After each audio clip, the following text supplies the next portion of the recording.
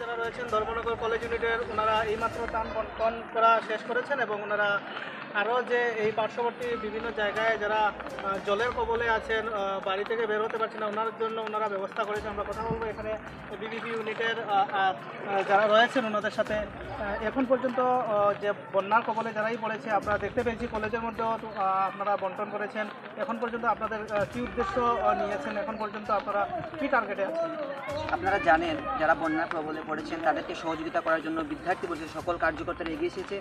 ইয়াকুবনগরে যখন আমাদের কাছে খবর আসে অনেক লোকেরা বাসায় আক্রান্ত আছেন, আটকে আছেন বন্যার কবলে পড়ে, আমরা তৎক্ষণাৎ ছুটে আসি ওনাদের পাশে এবং যৎসামান্য খাবার ওনাদের হাতে তুলে দিই।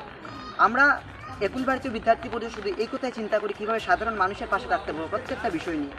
আমরা তার আগেও অনেক ছাত্র সংগঠন ছিল, তাদেরকে আমরা এই ধরনের কোনো কার্যক্রমে দেখতে পাইনি। তাদের একটি কাজ ছিল কীভাবে তারা শুধু রাজনীতি করতে পারে। আমরা অখিল ভারতীয় বিদ্যার্থী পরিষদ শুধুমাত্র কোনো কলেজ কিংবা ফুল ক্যানভাসের মধ্যে আবদ্ধ নয়, যেখানে সাধারণ মানুষ অসুবিধায় থাকবে সেই জায়গায় বিদ্যার্থী পরিষদের কার্যকর্তা যাবে এবং তাদের হয়ে কাজ করবে। আমাদের এটাই লক্ষ্য, এই লক্ষ্য নিয়ে আমরা কাজ করে যাচ্ছি।